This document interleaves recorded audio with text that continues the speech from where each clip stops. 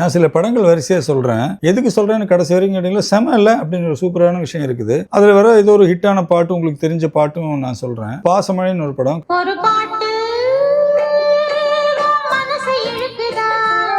தர்மம் வெல்லும்னு ஒரு படம்.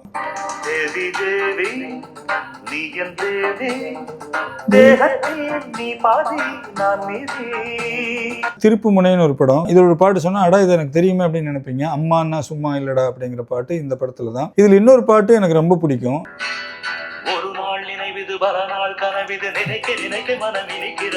அன்பு கட்டளை அப்படிங்கிற படம்.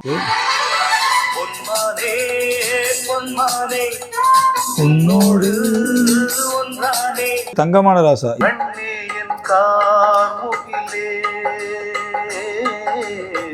கண்ணீரும் ஏனடியோ.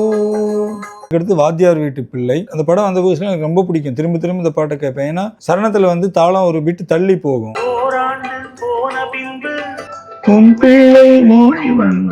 இதே படத்துல இன்னொரு பாட்டு இருக்குது. அது ஒரு இன்ட்ரெஸ்டிங்கான விஷயம் இருக்குது. வாழ்க்கையிலே கஷ்டம் வந்து நொந்தவனுக்கெல்லாம் சஞ்சமது இந்த இடண்டா.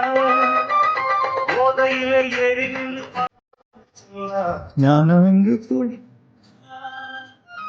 ஆடாதவனை ஆட வைக்கும், பாடாதவனையும் பாட வைக்கும், ஆடி ஆடி அடியும் விழுந்தா அதுதான் வலிக்காது, வலிச்சாலும் தெரியாது அப்படின்னு எழுதியிருப்பாரு கவிஞர். டாஸ்மாக் பாடல் தான். இதை எழுதின கவிஞர் இசைஞானி இளையராஜா அவர்கள். ரகுமான் கீதா நடிச்ச புது புது அர்த்தங்கள். எல்லா பாட்டுமே சூப்பர் ஹிட். ஆனா இந்த பாட்டு இன்னும் ஹிட் ஆயிருக்குமே நான் நினைக்கிற ஒரு பாட்டு என்ன பாட்டுன்னா, எல்லோரும் ஆபாட்ட கத்துக்கிடணும், இதில் எப்போதும் தப்பில்ல பத்துக்கிடணும். வெற்றி விழா. எல்லா பாட்டுமே மரண ஹிட். சீனுக்கெடுத்து பூவை முடிஞ்சு வந்த புது பொண்ணே.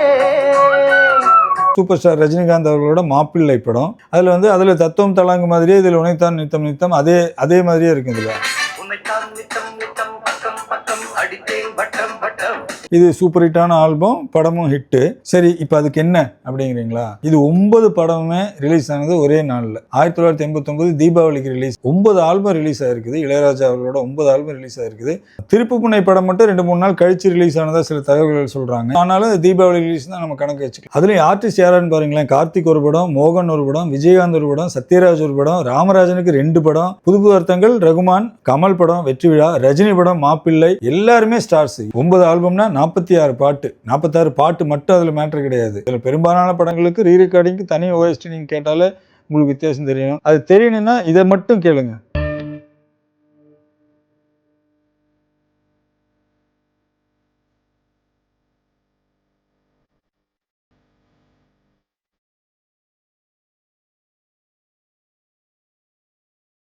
கேட்டீங்களா? வெற்றி விழா படத்துல மாருகோ மாருகோ பாட்டு சூப்பர் ஹிட். ஆனா அந்த பாட்டோட வேறொரு வெர்ஷனை டைட்டில் ட்ராக்ல ராஜா போட்டிருக்காருன்னா அவர் எந்த அளவுக்கு உழைச்சிருப்பாரு. என்னோட இது என்னன்னா, இப்போ ஒரே நாள்ல 9 படம் ரிலீஸ் ஆகுதுன்னா அவர் எப்படி வேலை செஞ்சிருப்பாரு அப்படின்னு யோசிக்கவே என்னால முடியவே இல்லை. ஒவ்வொன்றும் ஒரு ஜானரோ, ஒவ்வொன்றுக்கும் வேற வேற பாடல்கள், வேற வேற டியூனு, அதுக்குண்டான ஓஎஸ்டின்னு சொல்லி இந்த தீபாவளி அக்டோபருக்கு முன்னாடி அவரோட பிரசாத் லேப், அந்த பிரசாத் ரெக்கார்டிங் ஸ்டுடியோ எப்படி ஒரு கல்யாண வீடு மாதிரி இருக்கும், எப்படி கலகலகலான்னு இருந்திருக்கும், எத்தனை பேர் வந்து போயிருப்பாங்க, என்னென்ன மியூசிக் என்ன வந்திருக்கு, எப்படி ஒரு மனுஷன் இப்படி உழைப்பு கொட்டியிருப்பாரு அப்படின்னு நினைக்கும் போது எனக்கு ரொம்ப ஆச்சரியமா இருக்கும். அப்ப அதுக்கு முதல் 3 மாசம் இந்த பிரசாத் ஸ்டுடியோ எப்படி இருக்குங்கிறத மட்டும் நம்ம ஒரு தனி திரைப்படமாவே எடுக்கலாம்னு எனக்கு தோணுது.